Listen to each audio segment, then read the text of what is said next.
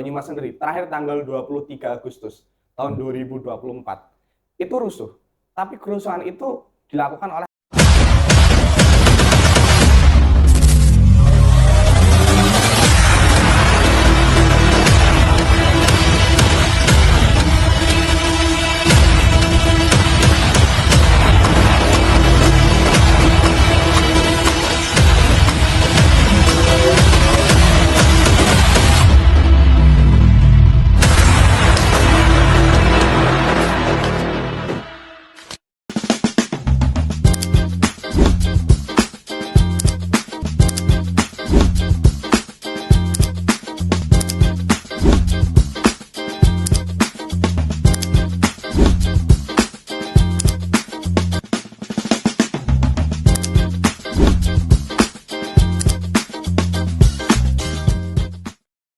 Assalamualaikum warahmatullahi wabarakatuh. Saudara-saudaraku sekalian, sedulur Suara Merdeka TV Banyumas. Pada saat ini kita akan berbincang santai dalam rubrik Ngilang, di mana rubrik itu bermakna kita bersama akan melihat, menelaah, dan meneliti bersama tentang fenomena yang terjadi di masyarakat kita. Mungkin tidak perlu kita kupas tentang sebenarnya apa yang sedang terjadi, tapi masyarakat bisa memaknai betapa orang sedang berada dalam posisi yang mungkin orang pikir ini apa sih sebenarnya terjadi. Di sesi ini kita akan mengupas, akan mendiskusikan secara tajam tentang respon publik serta apa sebenarnya yang terjadi, kenapa demonstrasi yang dilakukan oleh sebagian sekelompok orang atau ada mahasiswa di situ terlibat, ada masyarakat di situ terlibat, dan ada orang yang disinyalir menyebabkan situasi rusuh. Kita akan obrolkan bersama dalam sesi kita. Sebelumnya izinkan saya mengenalkan tiga narasumber kita. Yang pertama kita sebut saja Bu Triwur, orang mengenalnya sebagai sebenarnya beliau ini sebagai aktivis perempuan gitu, yang dititipkan di Visipol Unsur. Di sini posisinya sebagai seorang sosiolog. Lalu kemudian di sebelahnya, saya tidak ingin mengatakan beliau ini muridnya, bukan ya, tapi beliau adalah aktivis. Beliau presiden BEM Universitas Jenderal Sudirman.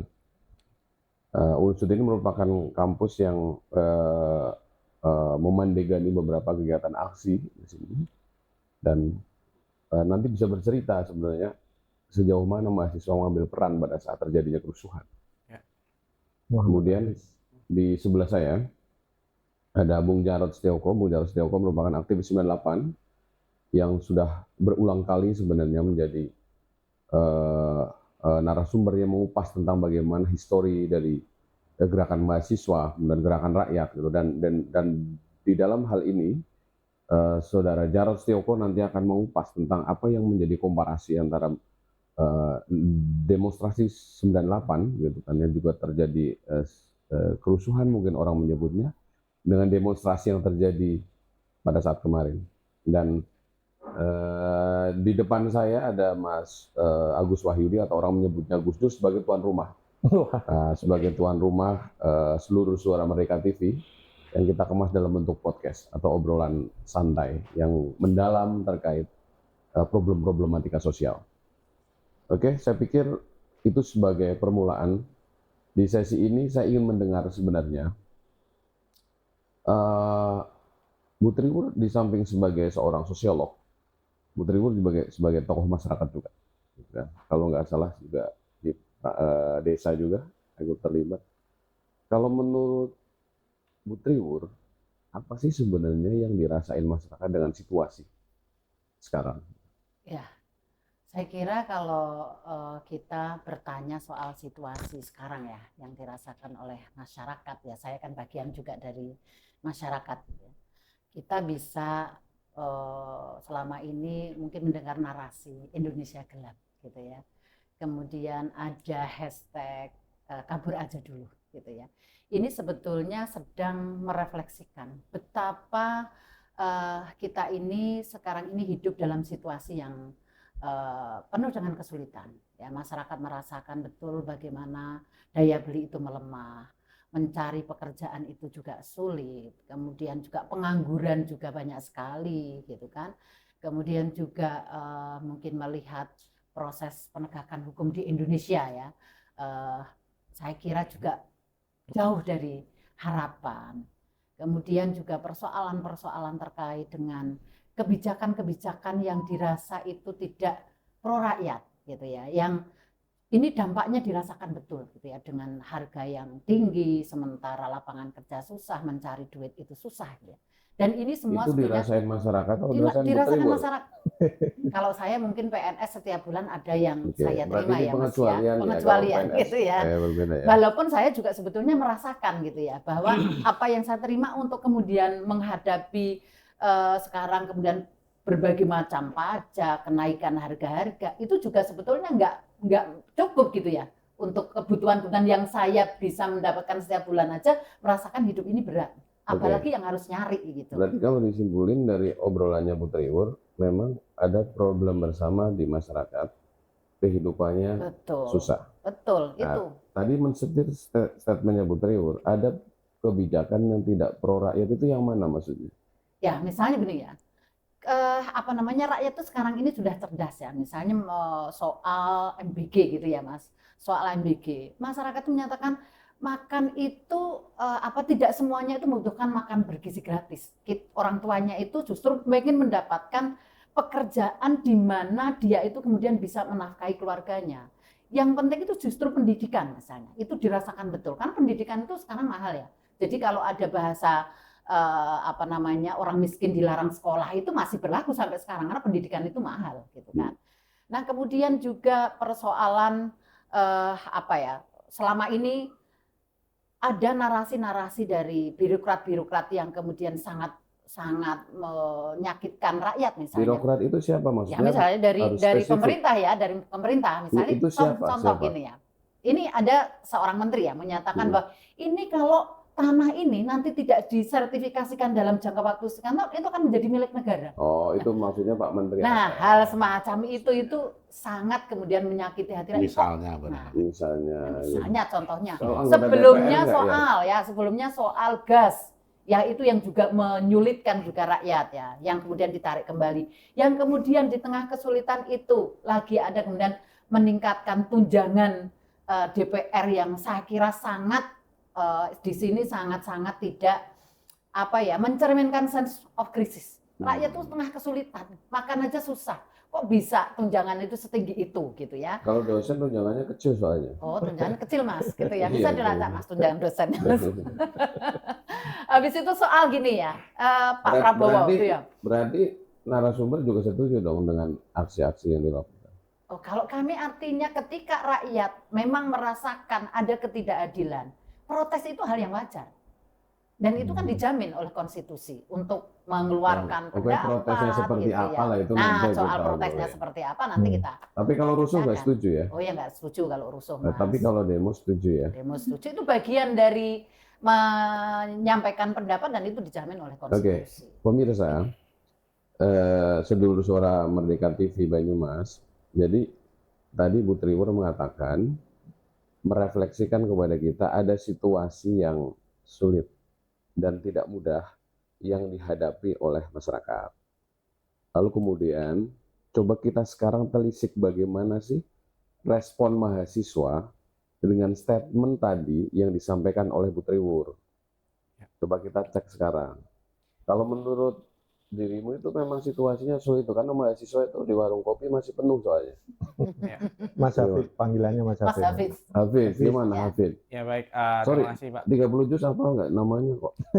Sedang diusahakan. Sedang diusahakan. Oke. Yakin Alumni pesantren Mas. Oh iya iya. Mantan Ya. ketua UKI. Oh gitu. Oh iya iya. Ya. Ekstranya kelihatan soalnya. Iya. Ya. Udah bisa dijawab Pak? Belum. Barangkali agak Oke, oke. Jadi gini pertanyaannya. Kau setuju dengan statementnya sosiolog tadi? Ya, baik sedulur suara Merdeka dimanapun berada.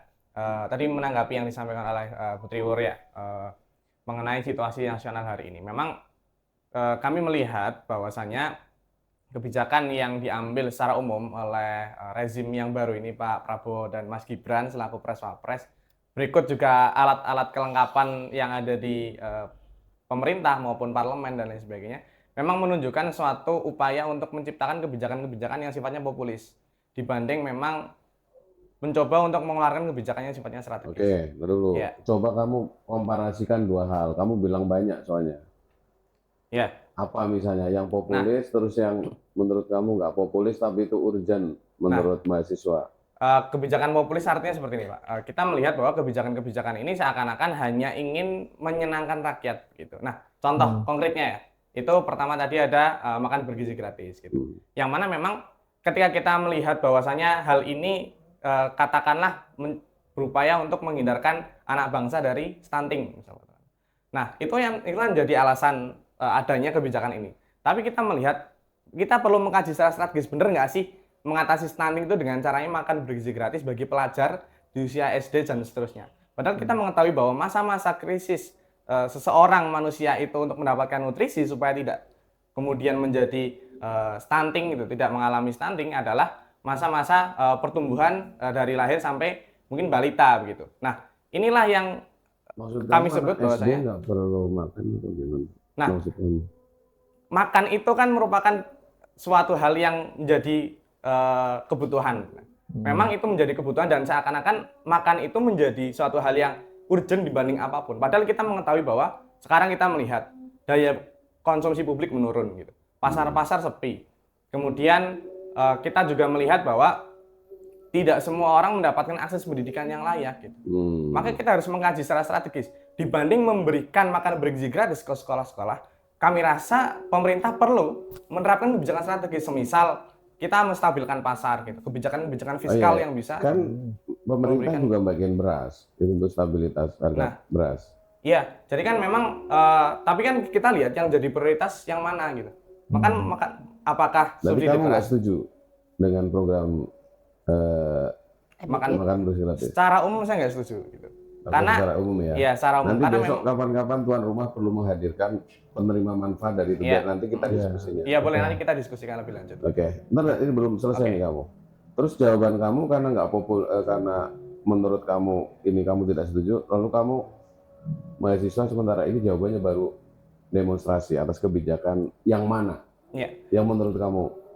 Oke, baik. Berbicara soal upaya mahasiswa ya Pak, selama ini memang kita banyak sekali sudah melakukan upaya gitu. Terakhir, baru kemarin teman-teman BEM seluruh Indonesia menghadiri audiensi yang dilaksanakan oleh DPR RI gitu. Jadi sebenarnya demonstrasi itu metode perjuangan sebenarnya, bukan tujuan. Jadi respon publik terhadap protes banyak sekali Pak, protes. Kalau misal kita melihat di media sosial, dari awal kita melihat darurat demokrasi pertama sebelum ketika ada upaya untuk merubah undang-undang gitu kan. Kemudian kemarin ada narasi Indonesia gelap gitu. Ada narasi kabur ada jolo. Itu sebenarnya bagian dari bentuk protes publik yang saya tidak tahu apakah itu ditangkap atau enggak, pun ketika ditangkap oleh stakeholder ya, dalam hari ini pemangku kebijakan pemerintah ataupun anggota parlemen, itu tidak diimplementasikan, tidak direspon dengan kebijakan yang baik. Mas Habib, ini kan yang belakangan muncul justru malah berbalik dari apa yang jadi perjuangannya teman-teman mahasiswa. Bahkan sekarang yang lebih kuat adalah stigma aksi itu sekarang adalah aksi rusuh, anarkis, aksi yang jauh dari nilai perjuangan mahasiswa. Dengan fenomena itu seperti apa kira-kira, dengan kondisi seperti itu bagi mahasiswa sekarang ini, apakah ini akan justru menghambat atau justru malah menyemangati lagi untuk bergerak lagi? Begini Bapak Ibu sekalian, bahwa kita mengetahui pertama prinsipnya adalah demonstrasi, advokasi, audiensi adalah metode perjuangan. Gitu. Nah, melihat situasi sekarang memang narasi yang masif di media sosial, kemudian di media massa, gitu kan, menyulut amarah publik. Gitu. Nah, dalam setiap aksi tentu pertama adalah kita gariskan bahwa tujuan dari aksi itu kan merubah kebijakan. Gitu. Nah, adanya kemudian pandangan-pandangan yang bahwasanya aksi rusuh, kita harus melihat cek di lapangan gitu. Apakah betul aksinya rusuh atau seperti apa? Nah, kita memang banyak sekali ya fenomena aksi, dan memang hampir di seluruh kabupaten kota pun ada gitu gerakan-gerakan, baik ya, capaiannya adalah untuk kemudian memprotes kematian almarhum Afwan Kurniawan secara spesifik gitu, atau kemudian melayangkan protes ke anggota dewan setempat sebagai bentuk representasi dari masyarakat daerah, karena kita melihat situasi di nasional juga anggota parlemen kita tidak bisa mengakomodir kebijakan apa yang kita inginkan gitu sebagai masyarakat. Nah, kemudian baru masuk kepada tanggapan rusuh ini. Nah, secara prinsip memang aksi itu dilalui melalui proses yang disebut konsolidasi gitu. Mengundang atau rapat publik lah, mengundang publik menghadiri sebuah rapat umum gitu, membahas terkait kita bertukar pikiran mengenai isunya seperti apa, persoalannya seperti apa, tuntutannya apa aja, kemudian aksinya seperti apa yang harus kita tuju, siapa yang harus kita temui dan lain sebagainya. Nah, berarti yang kemarin rusuh di Purwokerto nggak ada proses konsolidasi dengan itu. Kami dari mahasiswa selalu mengadakan konsolidasi Ya, sekaligus maksudnya teknis lapangan. kemarin yang rusuh itu mahasiswa apa bukan? Nah, kan kamu bilang konsolidasi. Ya, jadi pada prinsipnya konsolidasi itu terbuka oleh seluruh elemen masyarakat. Tapi yang mengadakan mahasiswa waktu itu di UMP. Di UMP hari Jumat malam itu kita mengadakan konsolidasi di UMP gitu. Nah, ketika kita mengadakan konsolidasi, kita bersepakat untuk mengadakan aksi di kantor Bupati dan DPRD lama gitu. Bekas kantor DPRD. Kita bersepakat untuk berkumpul di UIN, kemudian mengadakan long march sampai ke depan DPRD. Nah, sampai depan DPRD kondisinya memang sudah chaos, Pak. Kondisinya itu kemarin kalau kita melihat case di Kabupaten Banyumas gitu. Nanti mungkin kita bisa mengkaji di berbagai daerah di sekitar Banyumas. Tapi kita akan begitu datang itu sudah ada masa di situ. Ya? Iya, udah ada masa di situ. Rusuh, kan? Dan sudah rusuh gitu. Sebelum mahasiswa sampai di situ. Ya, berarti harus disimpulin Iya. itu kamu yang bukan bikin rusuh kan gitu. Iya. Biar orang nggak trauma kalau ada demo mahasiswa. Iya. Kan Jadi begitu memang logikanya. waktu itu bukan mahasiswa yang melakukan kerusuhan, itu sebenarnya bukan mahasiswa. Oke, itu penting gitu Iya. karena mahasiswa ini kan ininya panjang prosesnya. Iya. Nanti kalau ada demo lagi orang ketakutan nanti ganggu ekonomi. Iya. Dan itu yang gampang disalahkan kan. Iya. Untuk mencari Kenapa sih bahan harus kambing demo hitam lagi itu kan gitu ya? mahasiswa. Ya. Ini apa bagian dari alat untuk menekan mahasiswa atau biar tidak demo-demo lagi. Iya. Coba kalau Kang Jarot, Kang, dengan pengalaman di 98, pengalaman 98, Kang Jarot Bandingnya sing siki. iya, artinya pergerakan mahasiswa itu kan sama. Yang membedakan sebenarnya apa sih 98 sama ini? Bukan tahunnya loh ya, Kang. Jadi gini, sebelum aku membanding-bandingkan antara 98 dan Sekarang. gerakan mahasiswa yang sekarang, sebenarnya apa yang kita bahas di sini udah cetok welo-welo tanpa kita perdebatkan itu. Kalau jenengan takon, demo itu rusuh bukan mahasiswa. Lah, rakyat udah tahu semua. Di medsos itu sudah berlumur informasi mengenai bahwa gerakan yang kemarin rusuh itu bukan mahasiswa. Jadi kalau menurut saya itu dipertanyakan di sini lagi itu pertanyaan jadul. Beberapa hari lalu harusnya itu ditanyakan. Ya, itu juga saya khawatir pertanyaan Anda kemudian membuat mahasiswa itu terstigma. Gitu loh. Karena ini kan harus mendidik, ini kan harus mengedukasi pemirsa. Apa yang sudah clear di masyarakat itu sudah lah. Kita ngerti kok kemarin itu bukan mahasiswa kok. Kita ngerti di Purwokerto itu mahasiswa belum sampai di alun-alun sudah rusuh, mahasiswa pulang sorenya, malamnya alun-alun rusuh lagi sampai Palma. Dan itu rakyat menyaksikan. Gitu. Dan ini nggak hanya terjadi di Purwokerto, Pak. Pola yang sama juga terjadi di Bandung, di Surabaya, di Jakarta. Template ya? Iya, template. Dimanapun tempatnya. Ada sekelompok orang berpakaian hitam-hitam, dress code-nya. Gitu. Kemudian mereka tidak butuh orasi, tidak butuh pernyataan sikap, dan lain sebagainya. Nah, sederhana sih sebenarnya, antara kemarin yang disebut dengan aksi perusuh dengan aksi mahasiswa atau unjuk rasa masyarakat sipil lainnya itu apa sih pembedanya itu?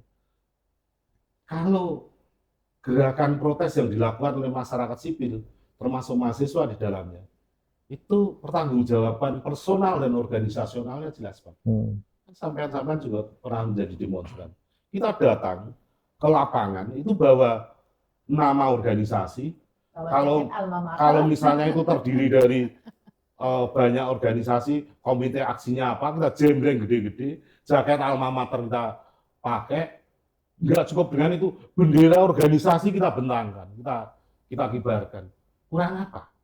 Pertanggungjawabannya jelas. Yang gerusuh siapa ke? PMI, PMII, BEM Unsur atau siapa? Di waktu kita jelas, dan saya yakin mahasiswa sekarang pun juga sama. Pertama. Kemudian kedua,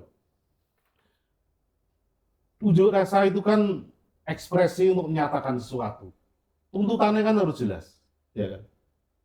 Tuntutannya jelas, kemudian di situ ada orasi-orasi sampai pada pernyataan sikap, jelas Pak di situ. Nah, yang di Moruso kemarin katanya nggak butuh itu. Bahkan mahasiswa yang berusaha memoderasi, yang kelamaan orasi aja katanya ditimbuk. Iya. Bahkan ada yang dianiaya. Banyak Kemudian yang apa? timpuk batu. Demo mahasiswa itu ada panitia aksi nih Pak. Sampai pernah jadi korlap kan? Aku pernah jadi korlap demo besar tahun 98 ketika 20 Mei kita sepakat melakukan demo di 4 titik di Purwokerto. Konon katanya 50.000 orang yang berkumpul di depan Unsur itu, aku koordinator lapangan. Ada panitia aksi nih Pak.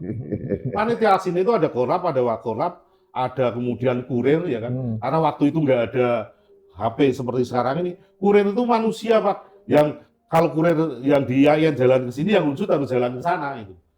Saling tukar informasi. Panitia aslinya jelas. Bahkan sampai di siapa yang nanti akan berbaris di bagian depan, karena nanti dia akan serudukan dengan aparat Dalmas, ya kan, bawa tameng itu. Malam harinya udah kita tentukan. Serigit itu kalau mahasiswa melakukan demo.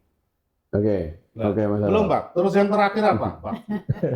Yang terakhir apa? Ya kan? Yang terakhir itu plot acaranya jelas. Nanti demo akan dibuka oleh orasinya siapa.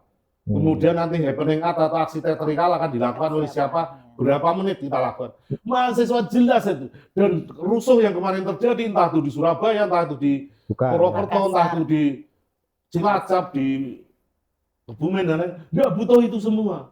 Ini apa? Ini berarti adalah gerakan yang nyolowati. Gerakan nyolowati ini apa? Berarti ada gerakan di luar yang dilakukan oleh mahasiswa, di luar yang dilakukan oleh gerakan sipil lainnya.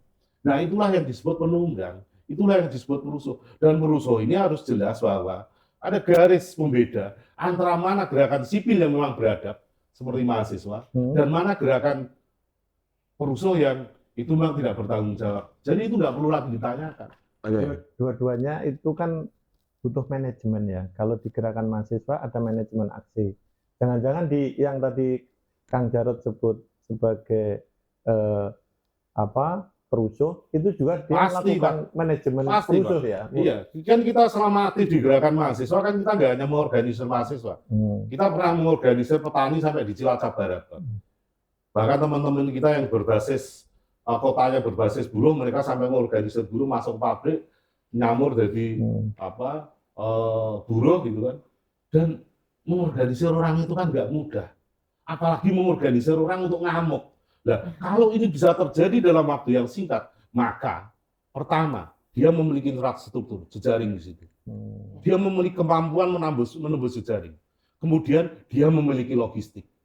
Nah, kalau ini syarat utamanya ini wis cetha welo-welo, siapa yang melakukan? Jawablah sendiri. Oke. Jelas bukan mahasiswa. Pemirsa Suara Merdeka TV Banyumas, kita coba sistematisir proses kita ini. Jadi tadi Bu Triwur mengilustrasikan tentang situasi publik yang memang berada pada posisi yang cemas. Kemudian mahasiswa membenarkan bahwa ada beberapa kritik otokritik atas sebuah keadaan. Lalu kemudian tadi diulas secara gamblang bahwa jelas-jelas bahwa demo yang sangat sistematis beraroma kerusuhan ini itu ditopang setidaknya oleh dua hal. Yang pertama adalah jaringan yang kuat, memang tersistematis. Kemudian yang kedua adalah kapital yang memadai. Nah, tadi juga ditegaskan bahwa ini jelas memiliki perbedaan antara model demo gerakan sipil atau mahasiswa atau organ tani maupun buruh. Ini jelas memiliki pakem yang relatif gampang ditebak. Nah, ini saya pikir menjadi fenomena yang menarik. Gitu. Kenapa fenomena ini muncul kembali dan dalam situasi yang menurut saya sangat masif. Sangat masif. Gitu. Artinya ini menurut saya perlu di samping diantisipasi kembali, tapi coba kita refleksikan.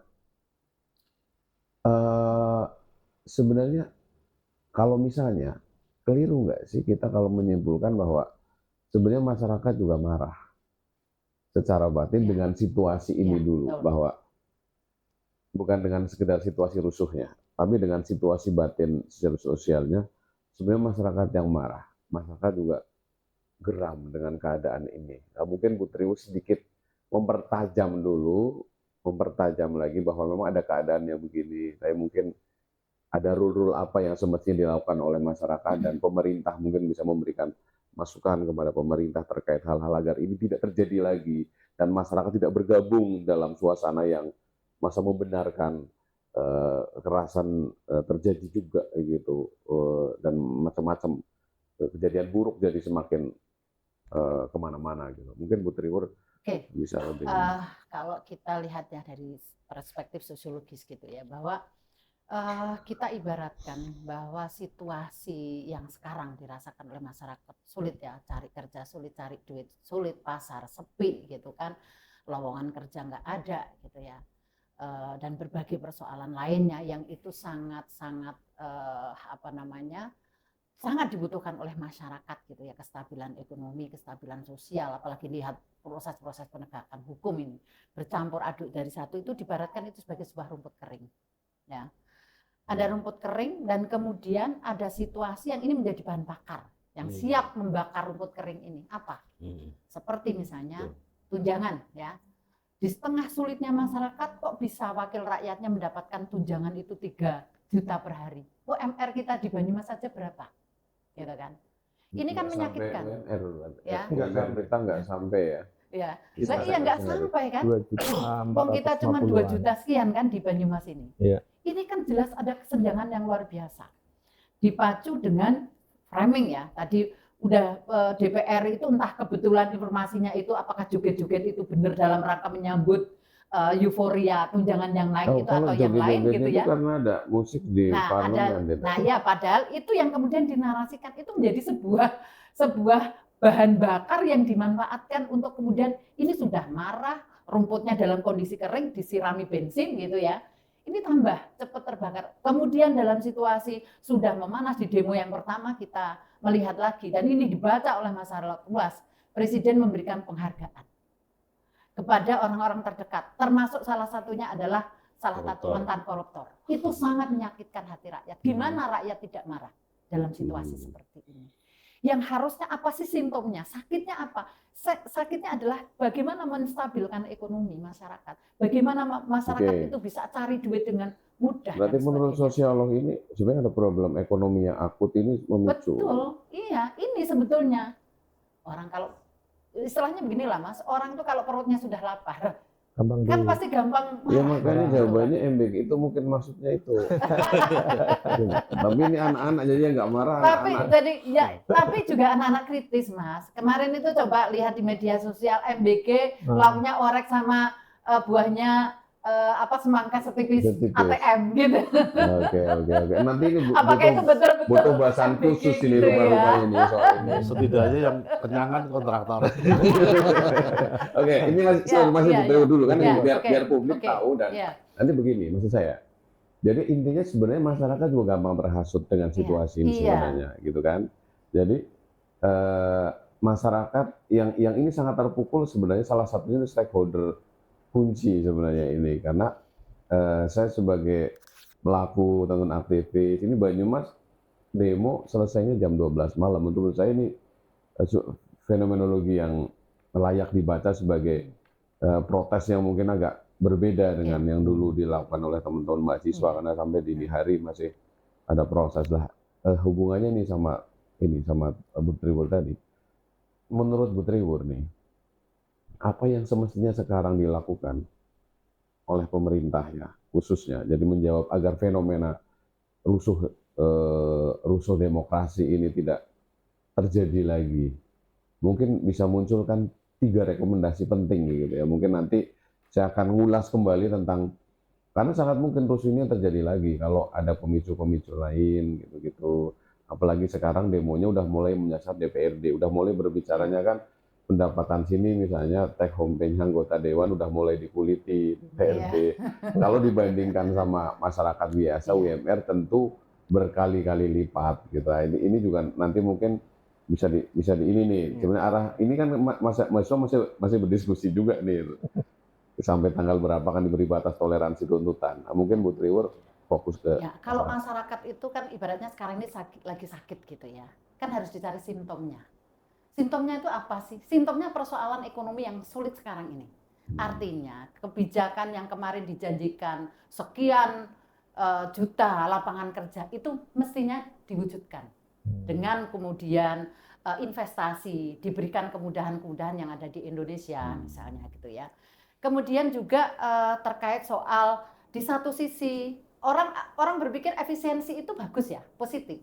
Tetapi ketika ada efisiensi, di satu sisi ada kontradiktif di pusat nih.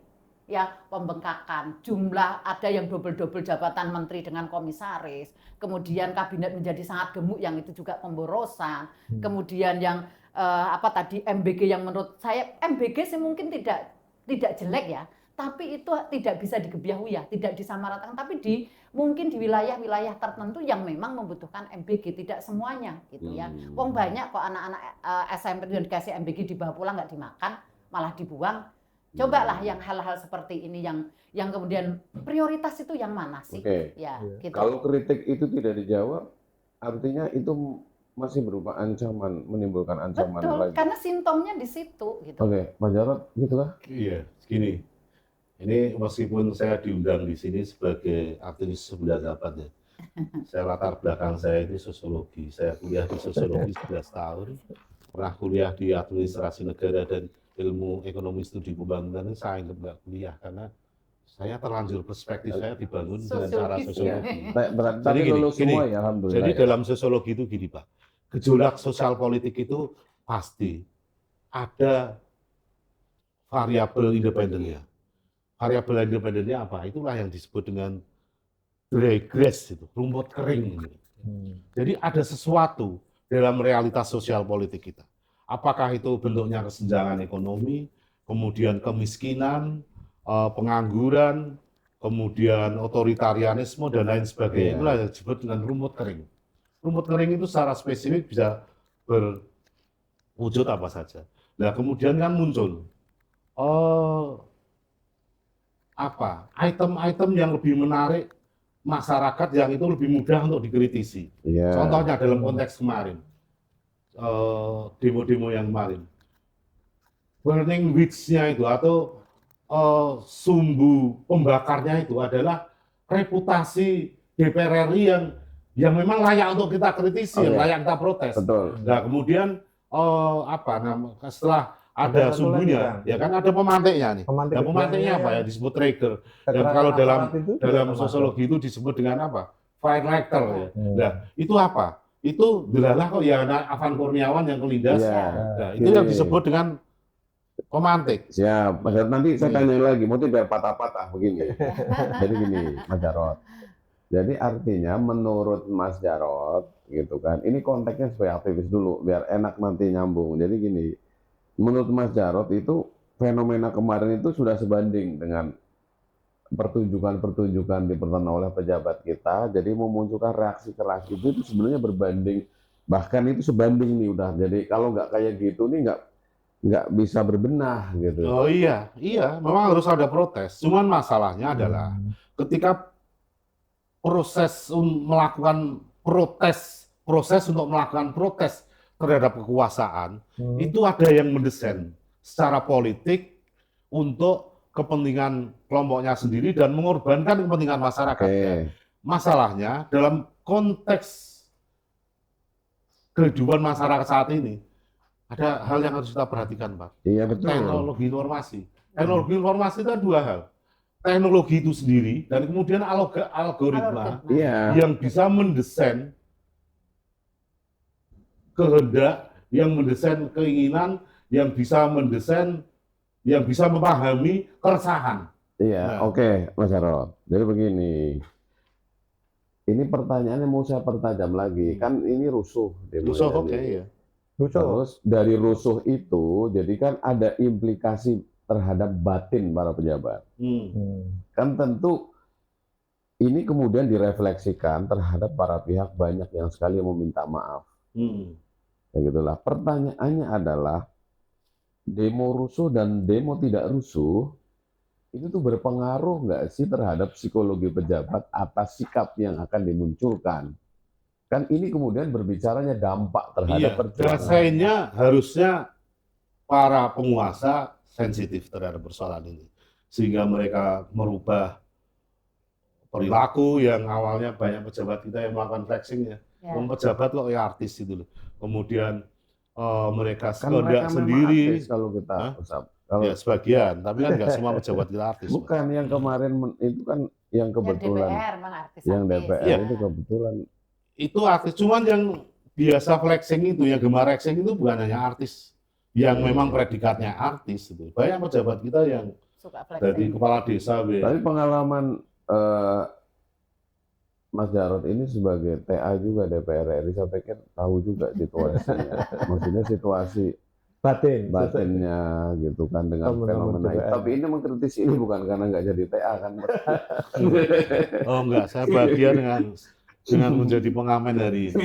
Oke. Nanti Mas Jarod, nanti kita lanjut lagi. Jadi gini Mas, Ya. ada refleksi, tetap demo itu memiliki dampak Ya. secara batin terhadap Desainnya harusnya. iya. Kalau nggak Tapi kan- berdampak kebangetan itu Nah, namanya. Nah iya Mas. makanya maksudnya ini kan kita mau lurusin lagi karena gini nanti hubungannya dengan mahasiswa.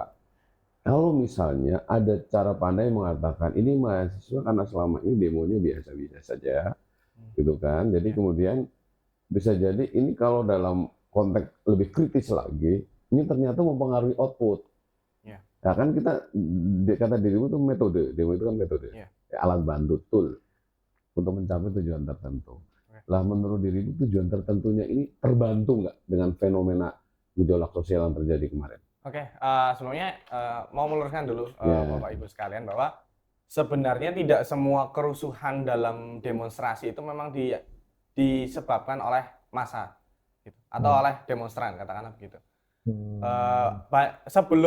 Sebelum adanya kematian Arfan Kurniawan, beberapa demonstrasi di ibu kota Jakarta, sekarang bukan ibu kota ya, di daerah khusus Jakarta. Nah, udah pindah IKN belum kan? Iya, jadi kan bukan ibu kota berarti kan, jadi Itu- daerah khusus Jakarta. Oh daerah DKJ, khusus gitu. Jakarta. Nah, daerah khusus Jakarta memang karena pusat pemerintahan dan ekonomi masih di situ, ada demonstran-demonstran yang memang rusuh karena represivitas aparat gitu. Jadi memang kerusuhan itu demonya damai, aksinya damai. Contoh di Banyumas sendiri, terakhir tanggal 23 Agustus tahun 2024 itu rusuh. Tapi kerusuhan itu dilakukan oleh aparat kepolisian. Itu Enggak, pertama. maksudnya gimana? Ini harus dilurusin Iya, ini. Maksudnya gimana? Nah, Rusuh. rusuh itu kan dalam proyeksi kita, dalam bayangan kita, rusuh itu kan adanya kontak fisik gitu misalnya antara demonstran dengan aparat gitu. Bentrok gitu, ada bentrok. mungkin Tapi gitu. tidak ada perusakan Tapi fasilitas tidak umum. ada kerusakan fasum Iya, ya waktu tapi itu. iya, Betul. tapi ini ada bentrok gitu kan. Nah, kalau yang dimaksud aksi itu bentrok gitu kan antara aparat dan demonstran, tidak selalu memang adanya kemudian aksi-aksi kekerasan itu dilakukan dari demonstran ke aparat. Sering sekali terjadi ya dari aparat ke demonstran gitu. Ini terlepas dari perusakan fasilitas umum ya gitu. Cuman kan yang terbayang sekarang kita demo rusuh itu kan semata-mata terbatas hanya karena ada fasilitas yang rusak gitu. Nah, kemudian masuk ke tadi ya. Nah, sebenarnya memang secara output itu terasa gitu. Nah, termasuk dengan adanya kemudian Pak Prabowo ya ataupun beberapa pejabat mendatangi rumah almarhum Afan, kemudian memberikan janji-janji dan lain sebagainya, menyampaikan adanya iktikat baik dan lain sebagainya gitu. Bahkan terakhir kan sekarang ini pimpinan Brimob yang kemudian terlibat dalam pembunuhan ya menurut kami itu disengaja dan mungkin memang kelalaian gitu. Almarhum Afan Kurniawan. Melindas Afan. Afan Kurniawan itu kan diberhentikan gitu per hari ini. Itu saya kira memang ada dampak yang dihasilkan dari Oke, output gerakan maksudnya sosial. ini dampaknya, ini dampak yang menjawab ini maksudnya, Iya. yang kan ada kegelisahan di publik nih, ada problem sosial, Ya, Ya. ya kan? Karena yang dilakukan oleh mahasiswa ini kan cita-cita luhurnya ini kan ya, sebagai Perbaikan sosial ya, ekonomi. untuk perbaikan sosial ekonomi, Iya. gitu kan? Dengan adanya gejolak, ini demonya kan agak lain ini, ya, gitu kan? Itu kan jadi nggak cuma yang nengok apa tuh ya, pimpinan DPR minta maaf, ingin berbenah, potong-potong anggaran, gitu. Iya. Terus menurut kamu analisis kritisnya di konteks mahasiswa, Iya. udah mulai muncul nggak dampak baik dari peristiwa kemarin? Kalau misal kita melihat ini sebagai tumpukan rumput keringnya gitu, artinya permasalahan ekonomi, permasalahan yang memang mendasar bagi kebutuhan masyarakat, sejauh ini belum ada. Belum ada gitu. Dan baru hanya sebatas simbolis-simbolis, artinya kebijakan-kebijakan ataupun statement-statement yang itu terbatas pada persoalan yang di puncak gunung esnya aja gitu. Berarti menurut kamu mau aksi lagi? Nah, kalau untuk aksi lagi atau enggak, memang itu kita tetap akan melakukan gerakan sosial gitu. Mau bagaimanapun situasinya, memang ini prinsip gerakan mahasiswa gitu. I know. Maksud saya. Cuman untuk kan belum tercapai tuh seperti itu. Lalu kan berarti akan ada kajian lagi dong atas pasti. Fenomena itu. Berarti sangat mungkin ada protes-protes lain. Betul. Bila mana tuntutan yang semestinya bisa dilakukan tidak dilakukan. Kan begitu? Betul. Oke. Kalau hanya menunda tunjangan itu kan sifatnya sementara. Bu Sri Mulyani mengatakan pajak nggak jadi dinaikkan, itu juga sifatnya sementara, tapi belum menyelesaikan persoalannya yang untuk jaminan bagi rakyat bisa hidup sejahtera, mencari kerja gampang itu apa sih? Itu kan belum sama sekali. Oke. Artinya begini, ini menjadi pengingat buat seluruh masyarakat bahwa kita mesti waspada dengan keadaan yang mungkin masih terjadi, kan begitu kan? Karena ini dari mahasiswa bilang kalau ini belum beres akan tetap bergerak.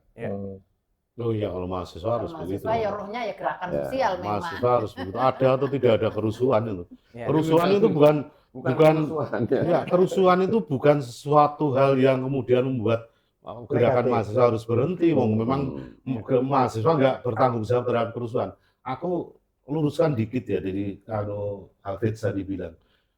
Kalau yang disebut kerusuhan oleh Hafidz tadi, bentrokan antara aparat dengan pendemo itu mungkin kekerasan terjadi di sini, tapi bukan kerusuhan. Karena kita bahaya loh Pak. Nah, kalau kita salah ucap itu kemudian dimaknai oleh masyarakat pembaca, oleh audien, apalagi nanti ini muncul di TikTok tuh berarti mahasiswa. Nah, itu juga terjadi Pak di masa lalu Pak. Di masa kita juga terjadi. Jadi mahasiswa, gerakan demonstrasi mahasiswa itu bentrok dengan aparat itu, pertama itu harus dimaknai sebagai, dulu kan udah berkali-kali saya katakan pada teman-teman yang waktu itu menjadi anggota saya dan demo, bahwa itu adalah self defense mechanism, itu mekanisme pertahanan diri kita, ya kan? Ketika kita ingin turun waktu 98 kita ingin turun ke alun-alun aja kan nggak boleh. Baru nyampe SKB di depan Unsud itu, sebelah selatan Unsud itu, kita selalu bentrok dengan aparat di situ. Loh, apa susah, apa menakutkannya sih? Kalau kita orasi di alun-alun, kita nggak ingin membakar apapun kok. Nah, hak kita kan kita tuntut untuk sampai ke alun-alun. Cuman aparat kan selalu menghalau kita dengan segala cara, air mata macam-macam itu kan. Gas air mata bukan air mata. Ya. Itu di depan SKB itu kan. Nah, kemudian kita melawan, itu adalah mekanisme pertahanan diri kita. Itu pertama Pak. Saya contoh lain. Peristiwa Pak Dur pasti ingat gitu kan, karena Pak Agus Wahyudi pasti ingat karena Mas yang saya sebut namanya Mas Bedor ini adalah kawan akrab dia. Peristiwa di pintu gerbang Unsud, ya kan. Mahasiswa tidak melakukan apapun, cuma orasi. Dilempar batu. Tiba-tiba ada orang melempar batu kita, bukan batu, pecahan aspal Pak. Dan aku luka parah loh, si Widoro itu, panggilannya Bedor, temannya Pak Dur ini. Mas Bedor yang saat itu bukan aktivis, kemudian menjadi aktivis karena melempar batu itu. Gitu. Nah, yang ingin saya gambarkan adalah, kita juga nggak ngerti, kenapa sih, wong kita nggak mau bikin kekerasan, kita nggak ingin melakukan kerusuhan, tetapi kita menjadi sasaran kekerasan dan kerusuhan. Saya tidak mengatakan aparat, karena saat itu kan aparat juga tidak ngaku kan, katanya dilakukan oleh orang lain yang mereka juga tidak tahu. Yang tidak bertanggung jawab, itu makhluk gaib itu. Jadi begini,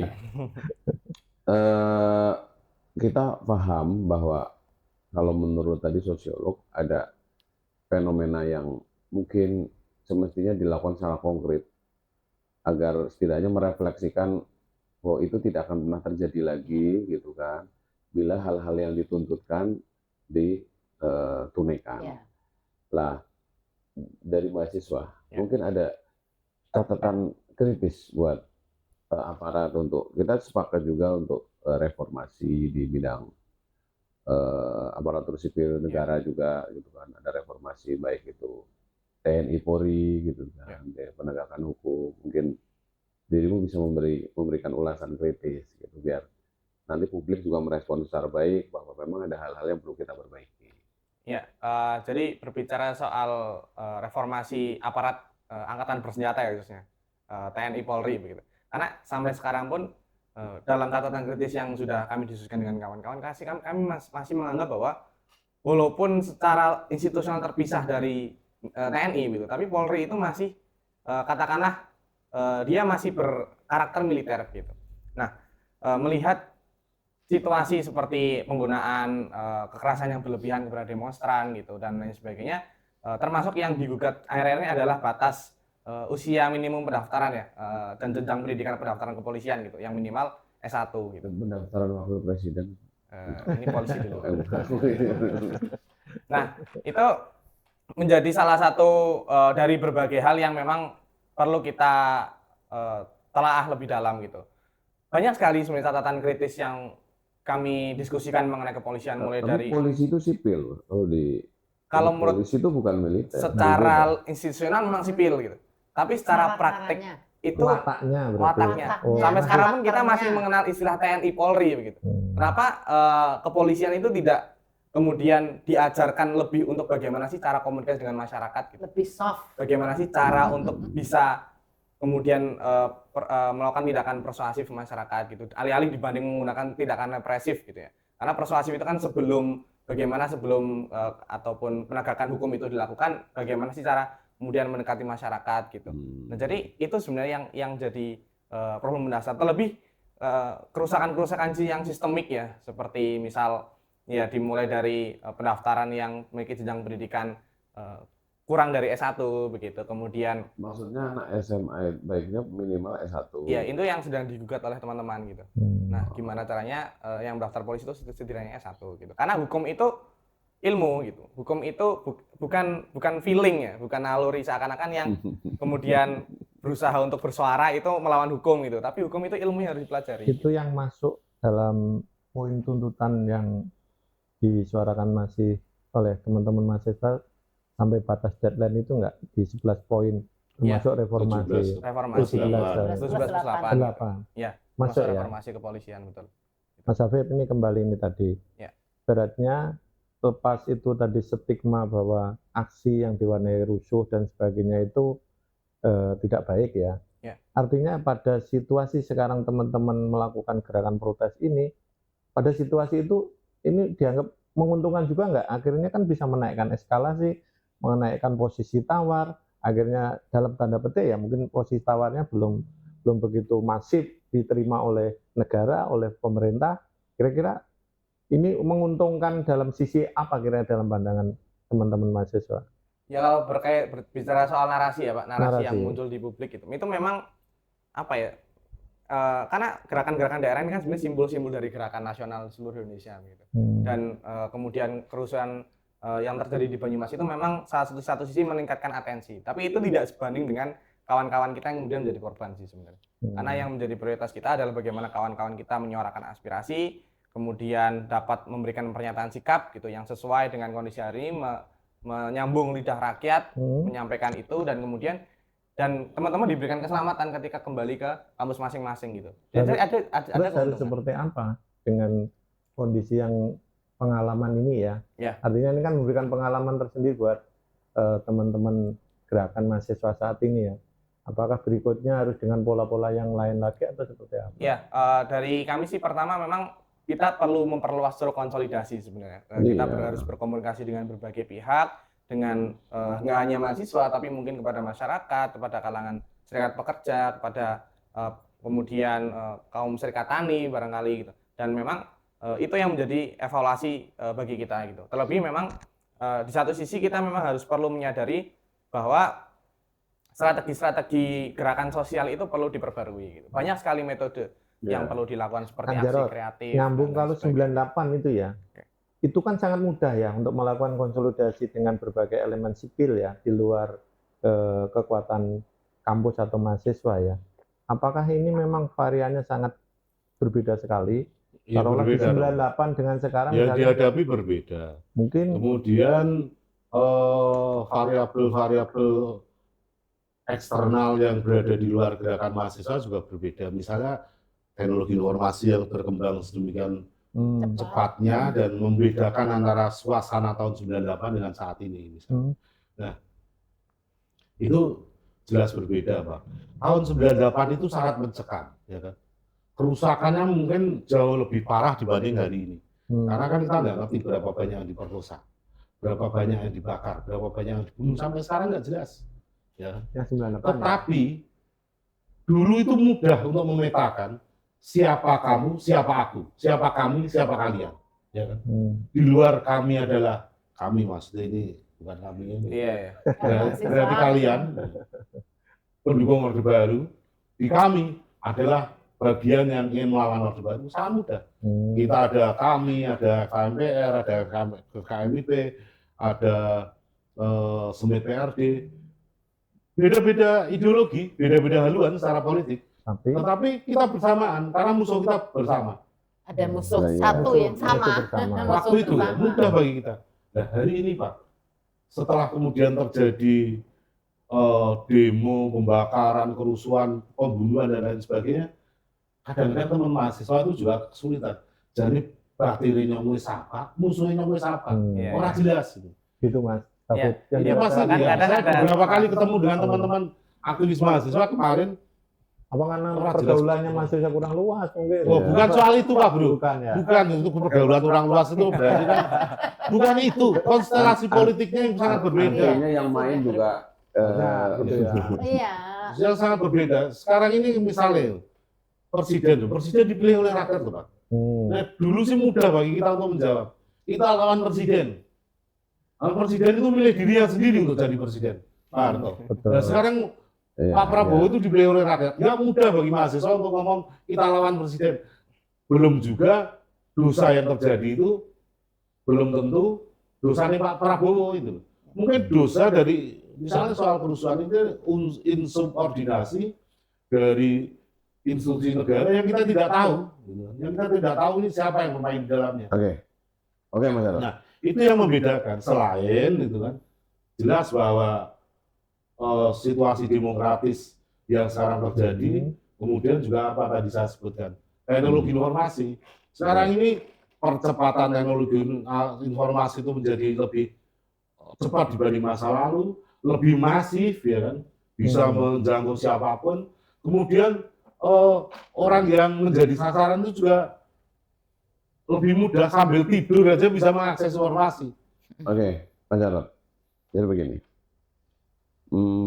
Tadi Mas Jarod sudah mengupas tentang beberapa poin yang memang itu menjadi diferensiasi antara model aksi yang dilakukan di era 98 dengan sekarang. Artinya sebenarnya kalau boleh disimpulkan sebenarnya dalam konteks mahasiswa mengalami situasi yang tidak mudah justru gitu, dengan banyaknya polarisasi gitu, terus masyarakat juga agak sulit dikalang gitu karena kepentingannya juga lebih kompleks. Mungkin karena kita sesinya terbatas, nah kita coba masing-masing bikin closing statement gitu yang mengilustrasikan. Pertama, closing statement itu berkaitan dengan aksi demonstrasi yang ricuh gitu dan apa implikasi terhadap mungkin baik model gerakan kalau polisi mahasiswa maupun terkait harapan ke depan mungkin yang bisa diatur, dan nanti bagi sosiolog mungkin bisa menggambarkan secara komprehensif lalu ada beberapa poin-poin yang semestinya dikerjakan, dan mungkin nanti Mas Jarod bisa bikin satu konklusi tentang mungkin model gerakan baru seperti apa yang semestinya dilakukan. Oke. Bapak Ibu sekalian dan pemirsa Suara Merdeka dimanapun berada, atas tadi sudah diskusi banyak ya Pak dengan Putri Nur, dengan Pak Jarod dan juga dengan Bapak-Bapak yang lain. Tentu yang pertama perlu kami sampaikan dari mahasiswa adalah kami selalu ada di satu barisan yang sama dengan masyarakat. Kami selalu ada di garis rakyat gitu. Kita saling menjaga satu sama lain gitu. Bahkan kami tekad untuk melepas alma mater gitu demi untuk bisa bergabung dengan rakyat, bersatu dengan rakyat. Dan gerakan mahasiswa itu bukan gerakan siapa-siapa, bukan gerakan dari orang asing, bukan gerakan dari Menara Gading, tapi gerakan dari anak bapak ibu sendiri gitu, anak pemirsa gitu, saudara, kemudian kawan-kawan kita gitu. Dan mari kita saling menjaga, saling bersolidaritas bahwa sesungguhnya kita melihat situasi kritis itu dengan menatap ke atas gitu. Yang harus kita selesaikan adalah problem-problem struktural yang ada di kemudian pemangku kebijakan, anggota parlemen kita gitu. Dengan malah kita kemudian saling bersinggungan satu sama lain gitu. Dan tidak ada salahnya kita kemudian kembali ke kampus masing-masing terlebih dahulu. Sepiring nasi ibu sudah menunggu di rumah gitu. Kita kemudian obrolkan lagi, kita mulai lagi tongkrongan kita, obrolan kita, untuk kemudian kami berharap bahwa masyarakat tetap bersama kami, bersama mahasiswa untuk kemudian bisa menyelesaikan persoalan ini, mengakhiri segala bentuk kekacauan ini ya, kemudian suasana ini, karena tidak ada yang ingin berlama-lama dalam situasi yang down atau mengakhiri.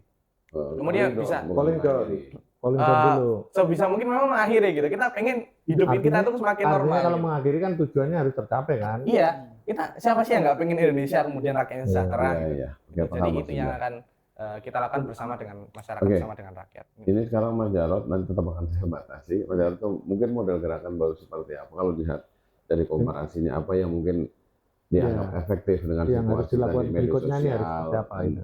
macam-macam. Iya, pertama yang ingin saya katakan pada masyarakat adalah bahwa apa yang terjadi dan kemarin yang kita maknai sebagai aksi kerusuhan itu, saya mantan aktivis mahasiswa tahun 98 perubahan dari Orde Baru ke masa setelahnya, bersaksi bahwa apa yang terjadi kemarin bukan kesalahan mahasiswa. Mahasiswa apapun yang terjadi harus hadir dalam setiap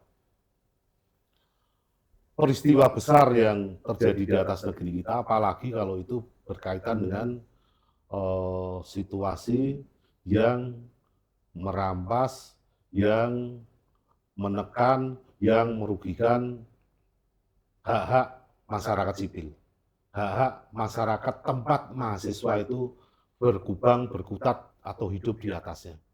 Itu bagi saya mahasiswa harus tetap melakukan itu.